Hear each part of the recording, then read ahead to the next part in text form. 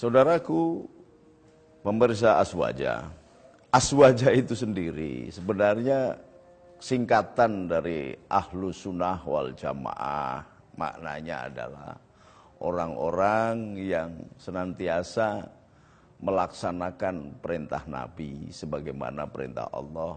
Qul in kuntum tuhibbunallaha fattabi'uni yuhibbukumullah wa yaghfir lakum dzunubakum wallahu ghafurur rahim. Jadi qul in kuntum tuhibbunallah fattabi'uni. Jadi apabila engkau mengaku mencintai Allah, maka ikutlah aku.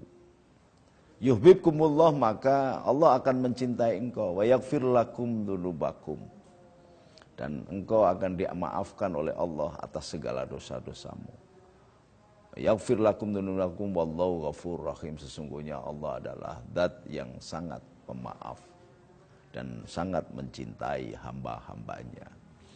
Maka kalau ahlu sunnah adalah risalah dalam bentuk konsepsi Islam, ahlu sunnah ini adalah aplikasi dari wa asyhadu anna Muhammadar Rasulullah.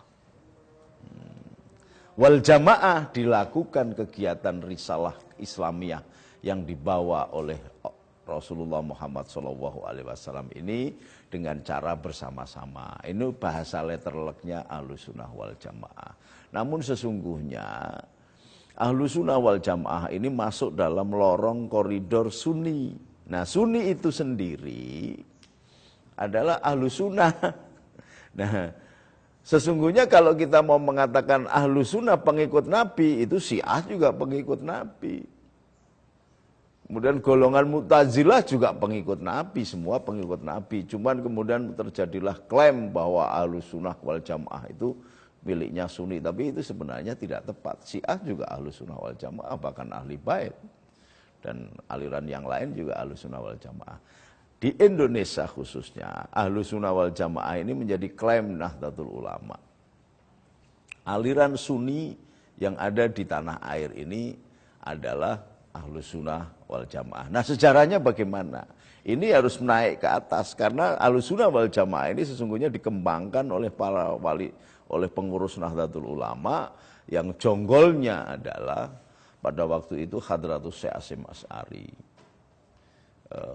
Bapaknya Kiai Wahid Hasyim dan bapaknya guru saya, sahabat saya, waliullah akhir zaman, Sayyidina Abdurrahman Ad-Dakhil Wahid, yang terkenal dengan sebutan Gus Dur, ketua PBNU 3 kali berturut-turut.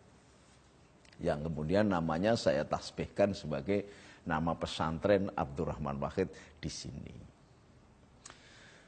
Nah, dari Hadratus Syekh Hasyim Asy'ari ini naik ke atas sesungguhnya mewarisi tradisi keilmuan dan aplikasi ibadah para wali 9. Nah, wali 9 itu siapa?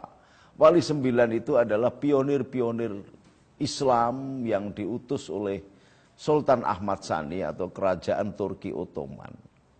Pada waktu itu, pada abad ke-13, ke-14, Sultan Ahmad Tsani merasakan bahwa ada serangan yang luar biasa.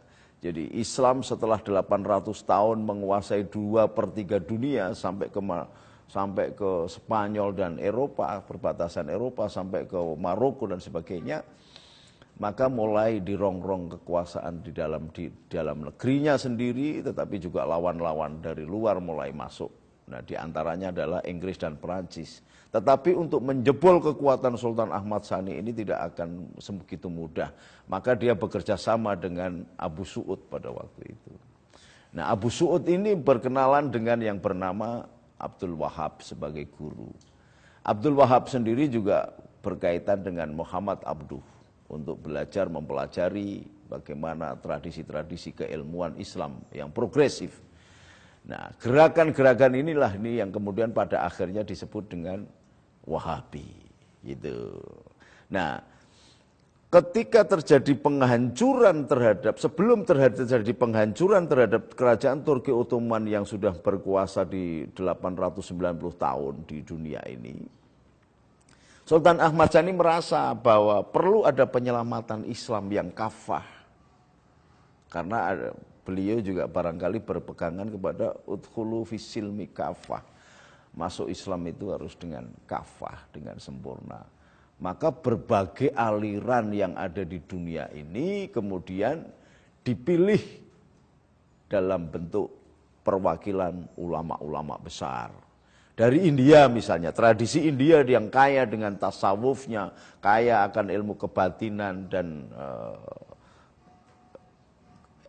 semacam tasawuf atau apa disebut dengan asketis, tradisi-tradisi asketis. Dikirimlah Syekh Maulana Malik Ibrahim yang terkenal kemudian dengan sebutan Sunan Gresik. Kemudian di tetangganya masuk lagi di sekitar Samarkand atau dikirimlah Syekh Samarkandi yang karena lidah Jawa kemudian terkenal dengan sebutan Syekh Asmorokendi. Nah ini makamnya ada di daerah Tuban, samping Tuban di sebelah pesisir Pulau Jawa. Juga dikirim Syekh Jamadal Kubro dari Cetnya. Kemudian dikirim Syekh Ja'far Shadiq. Syekh Ja'far Shadiq itu dari Palestina. Maka karena dianggap sebagai kota suci, Quds singkatannya, maka kemudian ketika sampai ke daerah Jawa, daerah tersebut disebut Kudus. Pada saat kemudian masa penugasannya selesai, beliau tidak kembali ke Palestina tetapi kembali ke Qom di daerah Irak. Nah, digantikan kedudukannya kemudian oleh Syekh Ja'far Shadiq yang kedua. Syekh Ja'far Shadiq yang kedua ini sesungguhnya muridnya Kiai Telingsing, nama Cinanya adalah Tan Lian Sing. Maka kalau saudara-saudara sekalian berziarah ke kota Kudus, maka di situ ada jalan Kiai Telingsing, itu biasanya lidah Jawa begitu, jadi sangat memudahkan. Jadi memudahkan kata-kata, misalnya Bismillah, tradisi Sunan Kudus itu kalau tidak bisa mengucapkan Bismillah ya besek semeleh cukup. Jadi yang penting esensinya, maka disebut Kiai Telingsing. Nah kemudian Kiai Telingsing ini juga punya saudara, punya sahabat yang mendidik Syekh Ja'far Shadiq yang kedua ini, putranya Sunan Ngudung atau Husin Azamat Khan. Sunan Ngudung ini dari Kochi, dari Vietnam. Ini ditarik oleh Sunan Ampel. Sunan Ampel ini dari Thailand. Kemudian sepupunya juga ditarik, yaitu Syekh Maulana Iska, yang kemudian memiliki anak bernama Sunan Giri atau Syekh Ainul Yakin atau Joko Samudro. Tetapi Syekh Maulana Iska ini kemudian menjadi menantunya Brawijaya V sebagaimana yang kemudian melahirkan satu kredo yang sangat luar biasa untuk kelahiran kerajaan Islam. Nah, dari Sunan Ngudung ini adalah sepupunya Sunan Ampel atau yang terkenal dengan Tan Boliang atau Raden Rahmat. Raden Rahmat ini dari Thailand. Dia mengajak adik sepupunya namanya Husin Azam Khan. Kemudian melahirkan anak namanya Syekh Ja'far Shadiq. Nah, Syekh Ja'far Shadiq ini ketika masih kecil dipilih jadi santrinya Kiai T. Liang Sin atau Tan Liang Sin yang terkenal kemudian juga jadi Kiai Telingsing. Tetapi pada saat Ja'far Shadiq belajar, kedudukan Syekh Ja'far Shadiq yang pertama digantikan oleh Syekh Subakir. Nah, Syekh Subakir inilah yang kemudian sangat terkenal di dunia ketoprak Jawa, yang kemudian memiliki ajian Kalacakra ketika perebutan Trah Mataram Demak antara Aryo Penangsang dan Hadiwijoyo atau Joko Tingkir, menjadi suatu ikon yang sangat luar biasa, bahkan dipercayai di tanah Jawa ini. Jawa ini tidak kentir kemana-mana, tidak terbawa oleh arus samudra kemana-mana karena ada raja yang ditanam atau hizib yang ditanam yang bernama Kalacakra. Raja Kalacakra ini bagi pesantren NU memiliki satu ikatan tersendiri dan rasanya kurang komplit seorang pemuka pesantren yang tidak menghafal atau tidak memiliki ngelakoni yang namanya hizib Syekh Subakir. Nah, biasanya digunakan untuk puji-pujian karena memang rodo angel, maka digunakan puji-pujian. Anehnya hizib Syekh Subakir ini di kalangan Jawa dikatakan Raja Kolocokro. Dan ini merupakan ilmu Jawa. Jadi ilmu kejawen ini menggunakan ini. Sunda Wiwitan juga menganggap ini rajanya orang pas Sunda Wiwitan. Jadi Islam ini rajanya orang Islam. Tetapi oke lah itu mau menjadi miliknya Sunda, Jawa atau Islam yang sesungguhnya bagi Syekh Subakir mengenalkan ini adalah satu bentuk usaha menggunakan cara yang demikian halusnya untuk mempersatukan. Jadi kalau orang ingin membenci, jadi berubah jadi menyenangi. Orang yang ingin menghancurkan, berubah menjadi melindungi. Yang di Soko Tunggal Abdurrahman Wahid ini kemudian digunakan sebagai puji-pujian. Ya maroja jaromaya, ya maroni, ya maroni nirumaya, ya midusa sadumia, ya miduro rodumia, ya siafa fa ya siaro, ya siaroro ya siya, ya dayuni niyud daya, ya dayuda ya. Biasanya ditambahkan wirid-wirid Asmaul Husna. Lafaz Robun dipun waos wayandalu. Ini untuk orang yang bahasa Jawa. Nah, tapi sesungguhnya ini adalah nadoman yang dibawa oleh Sunan Gunung Jati dulu. Tetapi kemudian diwariskan kepada terahnya Sunan Giri. Maka kami sampai sekarang bisa menghafalkannya. Lafaz Robun dipun waos wayandalu. Kaping pitu mugi tentrem ing atine, kaping pitu mugi tentrem ning atine. Robun, Rojakun, Rosidun, Rofiun, Rahman, Rahim dan seterusnya. Tetapi kemudian saya tidak akan memperpanjang ini.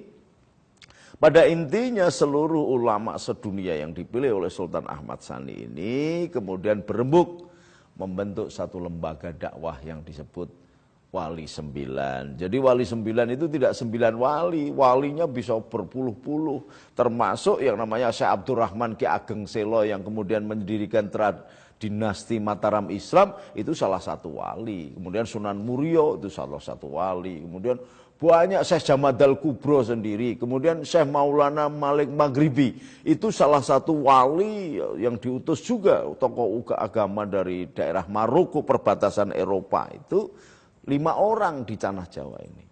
Jadi tidak cuma satu, Syekh Maulana Malik Maghribi itu ada 5 orang. Inilah kemudian membentuk satu tradisi penyebaran agama yang sangat egaliter, yang diberi nama Aswad. Nah, sementara ketika tokoh-tokoh ulama ini kemudian masuk ke Jawa, kerajaan Turki Ottoman hancur. Hancur karena apa? Karena diserang oleh Inggris dan Perancis kerjasama dengan Abu Su'ud. Abu Su'ud karena berjasa punya guru namanya Abdul Wahab, alirannya disebut Wahabiyah. Abu Su'ud diberikan kerajaan Arab, Hijaz. Maka kemudian disebut kerajaannya adalah Saudi Arabia. Arabia kerajaannya Abu Su'ud. Maknanya begitu. Nah, pada saat itu tradisi sejak tahun 25 kemudian tradisi Wahabiyah ini mengeluarkan fatwa-fatwa. Kayak misalnya Ka'bah yang di sebelahnya di sini ada makom Ibrahim, itu kalau tidak ada protes dari Komisi NU yang disebut dengan Komite Hejaz yang dipimpin oleh Wahab Hasbullah, ini pasti sudah dibongkar. Karena dulu makom Ibrahim itu ada tempatnya yang untuk orang bisa berhenti dan barangkali ada rumah-rumahannya. Kemudian air Zam-Zam juga tempatnya ada tempatnya, di mana-mana ada tempatnya. Bahkan makamnya Sayyidina Imam Syafi'i, Imam Hambali, Imam Abu Hanifah itu semua dulu ada cungkup-cungkupnya. Sehingga orang bisa duduk-duduk di situ dalam majelis ilmu, bisa mengaji, tapi sekarang dipakai sudah dipapat habis semuanya, di Makkahnya juga hilang semuanya. Bahkan peninggalan Rasulullah, tempat lahirnya di mana Rasulullah lahir, sekarang ini menjadi WC umum. Jadi ketika Rasulullah Isra wal Mi'raj kemudian sampai di langit melihat ada cahaya dari tanah memancar ke atas, dia bertanya kepada Jibril, Jibril ini cahaya apa? Itu tempat kelahirannya Nabi Isa. Maka Rasulullah mengatakan, Jibril turunkan aku. Maka Jibril menurunkan Rasulullah. Rasulullah sholat di tempat kelahirannya Nabi Isa. Tetapi tempat kelahiran Rasulullah sendiri oleh pemerintah Wahabi Saudi Arabia dijadikan WC umum. Bukan hanya itu, tempat maulidnya Siti Khadijah dijadikan WC umum. Jadi kalau di sini kita ini petilasan Sunan Kalijogo aja diuri-uri di sini, di sana tidak dihargai. Bahkan kalau saja panitia Hijaz dulu, komite Hijaz tidak protes kepada pemerintah Saudi Arabia, maka makam Nabi pun akan dibongkar. Ini yang membedakan. Jadi semuanya dianggap sebagai satu bentuk kemusyrikan. Padahal beda. Islam yang ada di Arab memang beda. Tapi sekarang yang muncul di Arab sekarang betapa kekeringan akidah. Jadi agama menjadi textbook saja. Agama tidak memiliki wewangian dalam bentuk ritual-ritual yang lain. Bahwa konsepsi sholat itu adalah as-sholatu mi'rajul mu'minin. Sholat itu adalah tempat mi'rajnya, kondisi mi'raj bagi orang mukmin. Lah mi'rajnya orang mukmin itu bagaimana cara mempelajarinya? Sowan kepada Allah itu bagaimana cara mempelajarinya? Maka di situ muncullah ilmu yang disebut dengan ilmu tasawuf. Ada torekoh, ada pengembangan untuk mencapai ridha Allah itu yang kemudian masuk kepada rumpil-rumpil jalannya menuju kepada Allah, ridha Allah disebut ilmu tasawuf atau torekoh. Nah kalau ini sudah tidak berlaku. Jadi Wahabi yang kemudian ini sesungguhnya lahirnya Wahabi ini tidak jauh berbeda kepada proses ketika menjelang akhir pemerintahan Sayyidina Utsman. Pemerintahan Sayyidina Utsman terbunuh oleh utusan-utusan yang tidak jelas, kemudian ditimpakan kesalahannya kepada Sayyidina Ali. Nah Sayyidina Ali kemudian berpikir ketika menjadi khalifah, dia berpikir untuk apa mencari pembunuhnya Sayyidina Utsman, hanya akan melahirkan dendam. Nah ini justru menimbulkan ketegangan dari kelompok-kelompok saudara-saudara Sayyidina Utsman yang kebetulan juga masih ada saudaranya, masih ada kaitannya dengan Aisyah istri Rasulullah dan banyak tokoh-tokoh. Maka disitulah kemudian peperangan yang sangat luar biasa antara kubu Sayyidina Ali dengan kubunya Muawiyah. Nah saat itulah sebelum peperangan itu Sayyidina Ali sebenarnya sudah mau mengalah. Sudahlah kita mengalah, nggak usah perang, kita damai saja dengan kelompoknya Abu Sufyan dan Muawiyah. Tetapi muncul kelompok Badui. Kelompok Badui ini memang jago-jago perang, jadi penduduk asli Arab. Nah, penduduk asli Arab ini memang perilakunya keras, maka orang-orang Arab sampai sekarang memang sangat keras. Bahkan Rasulullah pernah bersabda bahwa orang-orang Badui Arab itu adalah khasadul kufar wa nifaq. Jadi orang-orang Arab Badui itu sesungguhnya mbambai kafir dan munafik. ini Rasulullah sendiri yang mengatakan, jadi sabda Rasul. Kelompok Badui ini kemudian meminta supaya Sayyidina Ali jangan ngalah, hadapi Abu Sufyan, maka perang yang setelah kemudian menghabiskan banyak ahli Islam, ahli Quran, ahli ibadah yang bergelimpangan Maka kemudian orang Badui ini melihat begitu jadi mundur dan meminta supaya perang dihentikan. Gitu. Kelompok ini yang terkenal kemudian disebut Khawarij. Jadi dia akhirnya keluar dari golongan tidak mendukung Sayyidina Ali dan tidak mendukung kelompok Abu Sufyan. Kelompok Khawarij inilah yang kemudian berpikir, kalau ini perang terus berjalan dan tidak pernah bisa berhenti, maka cara yang terbaik adalah membunuh tokoh-tokoh Abu Sufyan, kelompok Abu Sufyan, dan membunuh Sayyidina Ali dan anak-anaknya. Maka kelompok Khawarij inilah yang kemudian melakukan pembunuhan-pembunuhan terhadap sahabat Nabi, termasuk kepada Sayyidina Ali. Ini yang disebut dengan kelompok Khawarij. Kelompok Khawarij ini kemudian menurunkan madhab baru yang disebut dengan madhab yang meresahkan sampai sekarang disebut dengan Wahabiyah. Jadi memang dasarnya dasar legiun, dasarnya dasar kekerasan. Maka ketika masuk barangkali kalau Kiai Sahal mengendiko di majalah Tempo bahwa FPI adalah Wahabi, maka wajar kalau kelakuannya begitu, menafsiri agama dengan kekuatan, bukan dengan cinta. Nah ini yang berbahaya ketika Wahabi ini membentuk satu kekuatan partai yang akan menguasai Indonesia. Membentuk ormas, bahkan ada ormas yang dengan beraninya sekarang ini sudah mengatakan bahwa akan menggantikan dasar Pancasila dan Undang-Undang Dasar 45 dengan dasar agama. Ini kalau zaman Pak Harto dulu, sebelum Pak Harto lah, itu ada orang yang mau menggantikan dasar Pancasila dan Undang-Undang Dasar 45 dengan dasar komunis dibasmi.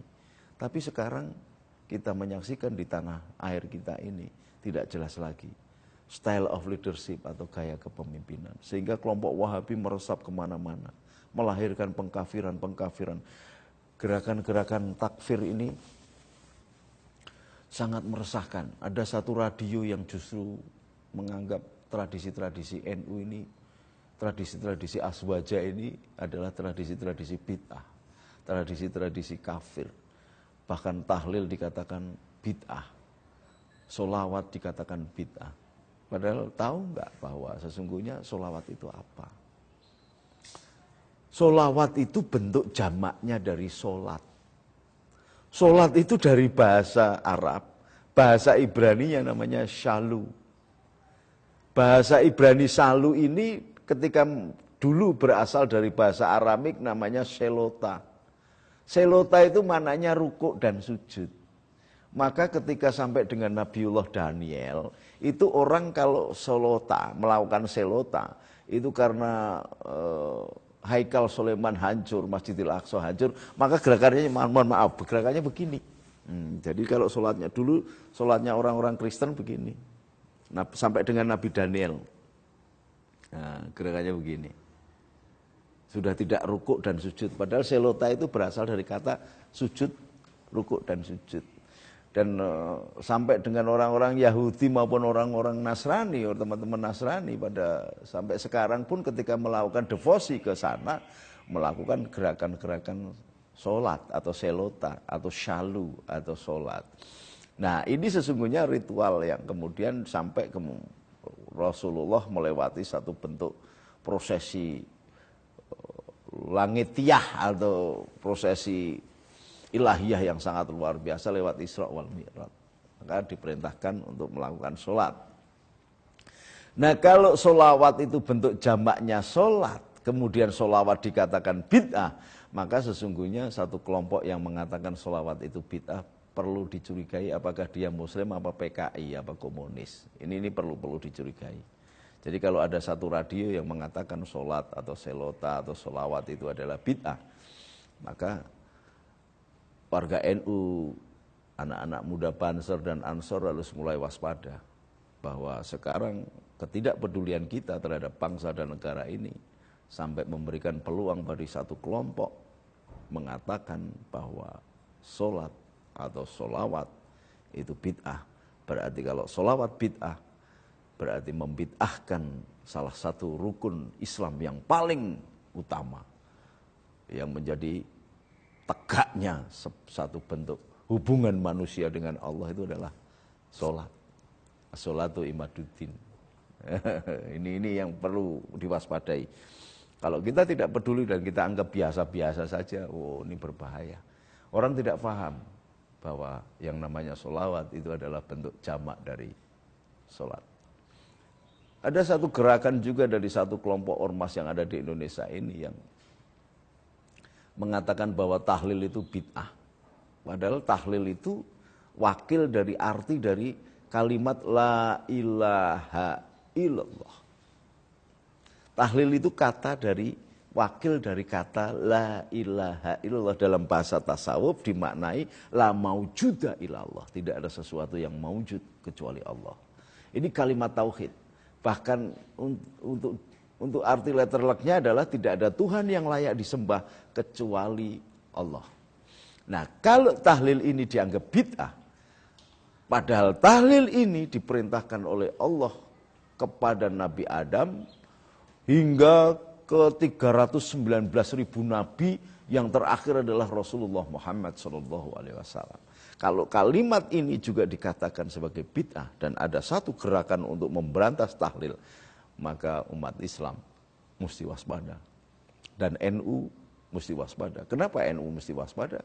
Karena NU lah yang mendirikan Negara Kesatuan Republik Indonesia ini. Bukan hanya pemegang saham, tetapi NU atau Aswaja adalah pendiri Negara Republik Indonesia. Ini diindikatori oleh satu yang pertama pada saat muktamar di Banjarmasin tahun 1933. Sudah ditetapkan dasar final Indonesia, negara adalah Negara Kesatuan Republik Indonesia. Sebelum ada proklamasi kemerdekaan. Sebelum ada perjuangan yang lain-lain. Bahkan setelah perjuangannya pun terjadi, maka pada tahun 45 NU melahirkan satu bentuk yang namanya resolusi jihad. Mempertahankan bangsa dan negara menghadapi tentara sekutu. Coba ini apa satu sejarah yang hilang yang harus kita kembalikan. Orang paham, bangsa Indonesia ini paham yang namanya Hari Pahlawan itu adalah tindakan dari tentara-tentara atau polisi-polisi. Bukan, waktu itu belum ada tentara dan polisi. Pada waktu itu yang lahir adalah fisabilillah, tentara-tentara bakia, tentara-tentara teklek dari pesantren-pesantren yang dikomandoi langsung atas ide dasar Hadratus Syekh Hasyim Asy'ari dipimpin oleh Kiai Abbas Buntet. Nah, bahwa kemudian muncul Bung Tomo yang menggelurakan itu hanya humasnya. Allahu Akbar, Allahu Akbar. Yang perang adalah Kiai Abbas dan pasukan-pasukan santri, pasukan-pasukan bakia. Ini banyak bangsa Indonesia ini nggak tahu bahwa yang disebut Hari Pahlawan, yang pahlawannya itu Bung Tomo. Bukan, Bung Tomo adalah orang yang memunculkan spirit dengan kata-kata. Dia ahli agitasi, agitator sejati, dan sekaligus menguasai public opini. Maka dia berteriak Allahu Akbar, hidup atau mati dan sebagainya. Tetapi yang mengalahkan sekutu adalah tentara-tentara pesantren dan kiai-kiai. Bisa Anda bayangkan, sekutu yang mengalahkan Jerman. Jerman dibikin tekuk lutut, Itali habis, Inggris dan Prancis dikalahkan. Tetapi begitu masuk ke Indonesia, jenderalnya dibunuh oleh santri. Kalau ada perang itu biasanya yang mati kapten, paling-paling mayor. Tetapi ini jenderalnya sendiri dikalahkan oleh pasukan bakia atau pasukan fisabilillah atau tentara santri. Nah inilah, kalau ini kemudian kita tidak, ini menjadi dasar kenapa bahwa pendiri negeri ini adalah Nahdlatul Ulama. Dan pada saat PKI muncul, gerakan PKI, maka Nahdlatul Ulama juga kembali meneguhkan bahwa munculnya Hari Kesaktian Pancasila itu karena banser-banser NU kepengen mengembalikan dasar negara adalah Pancasila. Nah kalau sekarang HTI melakukan muktamar, melakukan kegiatan-kegiatan yang akan menggantikan dasar negara, tetapi pemerintahnya diam saja, ini kita jadi nggak ngerti. Jadi bentuk HTI ini adalah bentuk Wahabi yang nyata, yang perlu diwaspadai oleh kalangan umat Islam dan Nahdlatul Ulama. Saudara sekalian, kaum muslimin, pemirsa Aswaja yang dicintai oleh Allah. Dari sejarah Aswaja ini kemudian sudah meresap sedemikian rupa, maka penganut Aswaja dia sekaligus patriot sejati. Ini yang membedakan dengan Wahabi. Kalau Wahabi melakukan pengerusakan terhadap tradisi Islam, tapi kalau Aswaja memperkaya tradisi Islam dan melahirkan aplikasi bentuk keimanan kepada Allah Subhanahu wa taala dengan mencintai bangsa dan negaranya. Maka sampai kemudian muncul anadhafatul minal iman. Mencintai negara, berbakti kepada bangsa dan negara adalah sebagian daripada iman. Pemirsa Aswaja yang dirahmati Allah, di mana saja engkau berada. Aswaja atau Ahlus Sunnah wal Jamaah banyak yang menganggap itu melekat erat dengan tradisi Nahdlatul Ulama. Karena memang sesungguhnya itu berasal dari wa ma arsalnaka ila rahmatan lil alamin, kemudian dipraktekkan dalam kehidupan sehari-hari yang dirumuskan dalam satu bentuk kitoh perjuangan Nahdlatul Ulama. Maka Aswaja ditradisikan sebagai satu, yang pertama adalah tawazun. Tawazun itu dari kata mizan. Maka yang namanya Aswaja atau Nahdlatul Ulama dalam konteks tawazun ini harus berada di tengah. Berada di tengah maknanya adalah ketika dia melakukan konsep kebangsaan, maka seorang Nahdlatul Ulama, seorang NU, seorang warga NU, maka dia akan tidak memilih ekstrim kanan atau ekstrim kiri, ekstrim atas atau ekstrim bawah. Ini yang disebut dengan tawazun, dari kata mizan. Tapi juga berpegang kepada akidah Ahlus Sunnah wal Jamaah ini adalah yang kedua adalah tawasud, dari kata wasot atau wasit, adil, imbang, keseimbangan. Kemudian yang ketiga adalah tasamuh.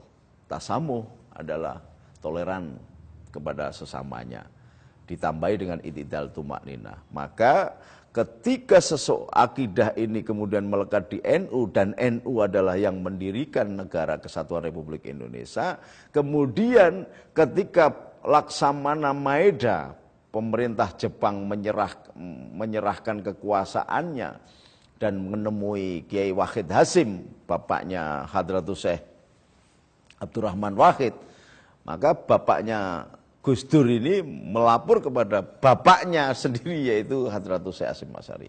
Bagaimana ini Bapak?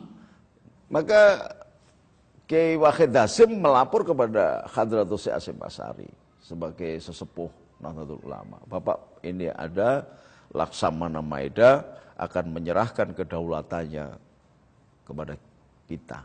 Lalu bagaimana? Maka kemudian Hadratus Syekh Hasyim Asy'ari mengatakan, tolong panggil Soekarno untuk urusan negara yang paham Soekarno. Inilah yang kemudian mewarnai munculnya kelahiran Pancasila sampai Sesanti Burung Garuda, Bhinneka Tunggal Ika, Tanhana Dharma Mangroa. Inilah yang kemudian melahirkan pewarnaan terhadap konsepsi bagaimana berbangsa dan bernegara, ketika yang namanya Mr. Maramis dari utusan timur meminta bahwa ketika Pancasila dan Undang-Undang Dasar 45 mau dirumuskan secara dewasa dan diproklamirkan sebagai dasar sekaligus asas dan lambang, maka Mr. Maramis mengatakan kalau 7 kata di dalam pembukaan Undang-Undang Dasar 45 ini tidak dihilangkan, kami orang-orang Manado dan orang-orang Timur akan mendirikan negara sendiri. Nah, kebesaran ulama Hadratus Syekh Hasyim Asy'ari, Kiai Wahid Hasim, Kiai Agus Salim kemudian pada waktu itu tidak mendirikan negara ini menjadi negara Islam, tetapi negara bangsa, negara kesatuan Republik Indonesia, yang memberikan titik kehormatan negara sekuler ini dengan ketuhanan yang Maha Esa. Oh, ini yang luar biasanya. Maka ketika kelompok-kelompok yang lain sekarang ini Wahabi sudah mulai masuk dan akan menggantikan Pancasila dan Undang-Undang Dasar 45, kita harus refleksi kembali kepada akidah ini.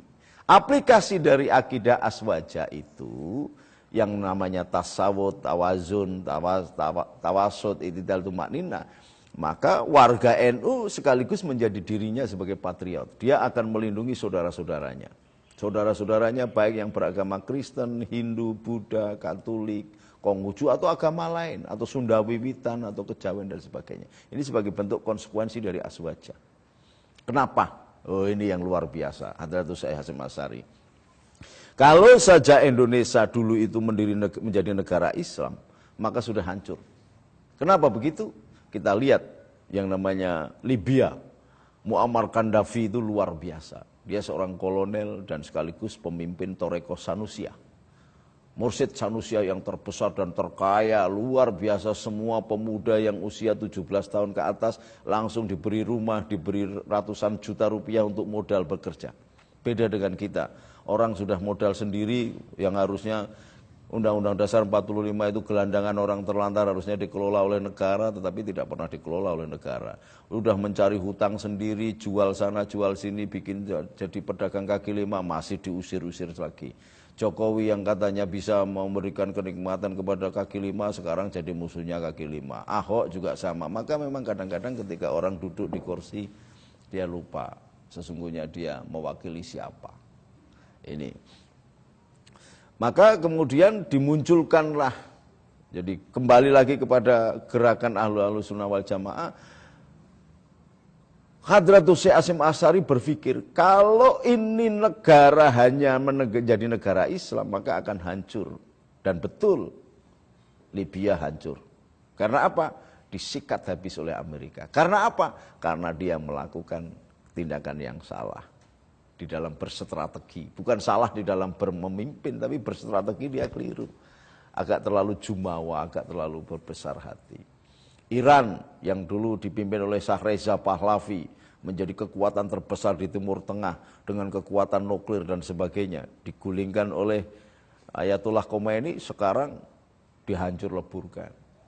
Jadi pergaulan internasional. Irak yang semula kroninya untuk memukul Iran dipakai oleh Amerika, hancur, setiap hari orang terbunuh. Bahkan di sana ada satu kelompok bangsa yang sangat kasihan, namanya suku Kurdi. Suku Kurdi itulah yang melahirkan perdamaian di dunia ini. Kita tidak akan hidup kalau tidak ada suku Kurdi. Suku Kurdi itu melahirkan pahlawan perang salib yang terkenal dengan sebutan Salahuddin Al-Ayyubi. Salahuddin Al-Ayyubi menaklukkan Richard sang lion head atau si hati singa itu dengan diplomasi yang sangat luar biasa. Tetapi suku bangsa Kurdi sekarang hancur lebur ndak karu-karuan di negeri Irak. Karena apa? Karena dia hanya mementingkan Islamnya. Dari awal para ulama-ulama Indonesia ini memberikan kehidupan kepada teman-teman Kristen, Katolik, Hindu, Buddha, aliran kepercayaan dan sebagainya. Dan sebagai imbalannya Allah, "Faman ya'mal mithqala dzarratin khairan yarah, wa may ya'mal mithqala dzarratin syarran yarah." Jadi bukan agamanya tapi manusianya yang dihargai oleh Allah. Manusianya yang dihargai oleh Hasyim Asy'ari, manusianya yang dihargai oleh Kiai Wahid Hasyim, manusia yang dihargai oleh Abdurrahman Wahid atau Gus Dur atau Hadratus Syekh Waliullah zaman akhir Ad-Dakhil. Nah, ini kemudian melahirkan fama ya'mal mithqala dzarratin khairan yarah, kemudian meliburkan pelindungan. Kalau ini Indonesia hanya orang Islam tak dibom jegir selesai.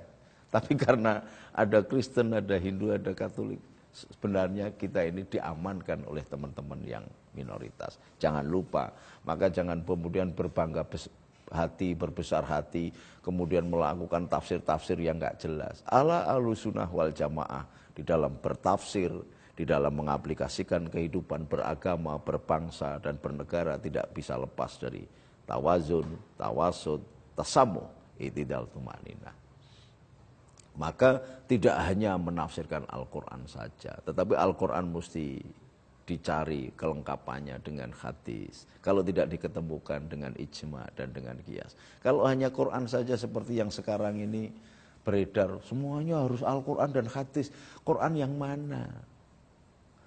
Wah ini bid'ah, tidak ada Quran, tidak ada hadis. Bid'ah yang mana? Wong Quran itu juga bid'ah kalau dikatakan bid'ah. Zaman Nabi itu Quran tidak ditulis. Ketika ditulis, padahal zaman Nabi tidak ditulis, maka sesuatu yang tidak dilakukan oleh Nabi disebut bid'ah, maka Quran itu bid'ah. Hati-hati loh. Zaman Sayyidina Utsman, Quran itu tulisannya tidak ada huruf, tidak ada titiknya, ba itu ada titik bawahnya, ta titik 2 di atas, sa titik 3 di atas, jim titik pas ndoknya, kha tidak ada titik, kho ada titik di atasnya, za. Itu zaman Sayyidina Utsman nggak ada. Kalau nggak percaya sampai nanti suatu saat, makanya Allah mengatakan fantasiru fil ard. Cobalah keliling, jangan beragama itu seperti kodok begitu. Kelilinglah, datengin masyair Allah. Dan itu dianjurkan.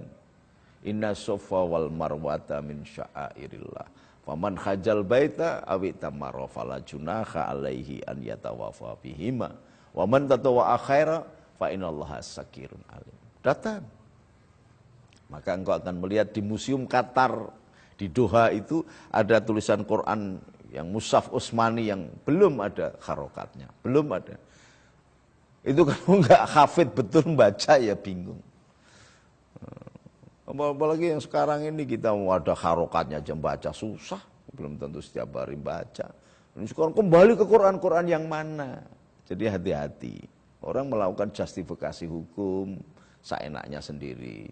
Itu salah, nggak boleh, jangan begitu. Maka aswaja menyebarkan kedamaian Islam, wallahu darul Islam. Allah meminta kepada kita untuk masuk kepada negeri yang selamat dengan cara yang egaliter, memanusiakan manusia. Tidak perlu harus dipaksa begini enggak.